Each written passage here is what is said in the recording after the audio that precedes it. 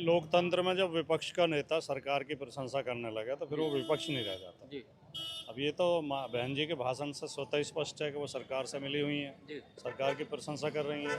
और हर क्षेत्र में, जी चाहे प्रशासनिक क्षेत्र हो चाहे राजनीतिक क्षेत्र हो, हर जगह दलितों भाइयों को सम्मान दिया है और हिस्सेदारी दी है।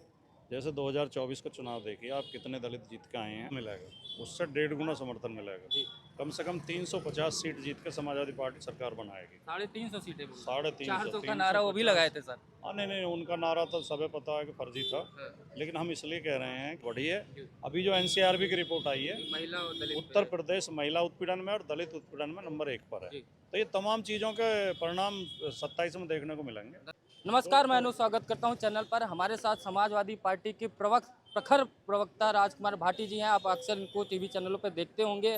भिड़ भी जाते हैं अपने विरोधियों से। हम बात करेंगे कि 2027 के लिए क्या तैयारियां चल रही है और 9 अक्टूबर को जो रैली हुई मायावती जी की, वो कहीं ना कहीं समाजवादी पार्टी को घेरते दिखाई दी। लोग सोच रहे थे कि कहीं ना कहीं वो सरकार को घेरेंगे, लेकिन उल्टा वो जो है अखिलेश यादव जी को घेरने में लग गई और दलितों का जो उत्पीड़न का मामला हुआ, कहीं ना कहीं आरोप समाजवादी पार्टी पर लगाने लगी हैं। आइए हम बात करते हैं। सर, स्वागत है आपका। कैसे देख रहे हैं, उन्होंने पीडीए को ही घेर लिया। लोग देख रहे थे कि सरकार को घेरेंगी, लेकिन घेरते घेरते वो आपकी पार्टी को ही घेरने लगे। नहीं, लोकतंत्र में जब विपक्ष का नेता सरकार की प्रशंसा करने लगा तो फिर वो विपक्ष नहीं रह जाता। जी अब ये तो बहन जी के भाषण से स्वतः स्पष्ट है कि वो सरकार से मिली हुई हैं, जी सरकार की प्रशंसा कर रही हैं। और चर्चा तो ये भी है, मीडिया ने खबरें चलाई हैं कि उसमें बीजेपी ने सहयोग किया उस रैली में। कुछ बीजेपी लगे कि झंडे लगी हुई गाड़ियां भी देखी गई जो भीड़ लेकर आई थी। तो इस तरह की जो मिली भगत है उसे लोग पसंद नहीं कर रहे। बहन जी बाबा साहब अम्बेडकर और मानवर काशीराम जी के विचारों पर चलने वाली पार्टी के नेता हैं। उस पार्टी को इतना कमज़ोर नहीं दिखना चाहिए कि वो सत्ता से डरने लगे या यानी कि सत्ता आपको की हम डर की मिलाने वजह लगे। डर की वजह से। नहीं दिख रहा है, नहीं। जब विपक्ष का नेता सरकार की आलोचना करने के बजाय सरकार की प्रशंसा करने लगे तो समझो वो डर रहा है और कहीं मिला हुआ है। पीडीए को लेके आपने सुना होगा उनके बयान को। उन्होंने एक दोगलापंथी कहीं ना कहीं नाम दिया और कहा कि दलितों के साथ छलावा जब सरकार में रहते हैं तब हमारे जिन्होंने नाम रखा दलितों के महापुरुषों पर, उन्होंने जिलों का नाम बदल दिया, प्रमोशन में आरक्षण का बिल फाड़ दिया। फिर बात करते हैं जब सरकार में आते हैं, सरकार में नहीं रहते हैं तो कहते हैं कि दलित हमारे साथ में है।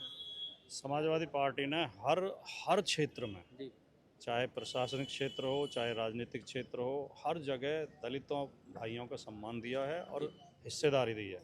जैसे 2024 का चुनाव देखिए आप, कितने दलित जीत के आए हैं।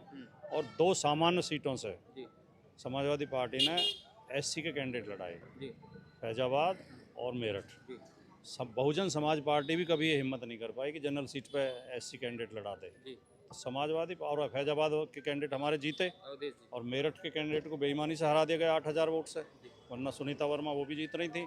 तो जो पार्टी इस पॉलिसी पर चल रही है उसे कैसे आप दलित विरोधी या धोखेबाज कह सकते हैं। समाजवादी पार्टी में हर वर्ग का सम्मान जो है। 24 में समर्थन मिला सर, आपको लग रहा है 27 में वही समर्थन मिलेगा? उससे ज़्यादा मिलेगा, उससे 1.5 गुना समर्थन मिलेगा। जी कम से कम 350 सीट जीत के समाजवादी पार्टी सरकार बनाएगी। 350 सीटें बोल 350 400 का नारा वो भी लगाए थे सर। हाँ नहीं नहीं, उनका नारा तो सबे पता है कि फर्जी था, हाँ, लेकिन हम इसलिए कह रहे हैं कि 24 के चुनाव के बाद जी कुछ बदला नहीं है।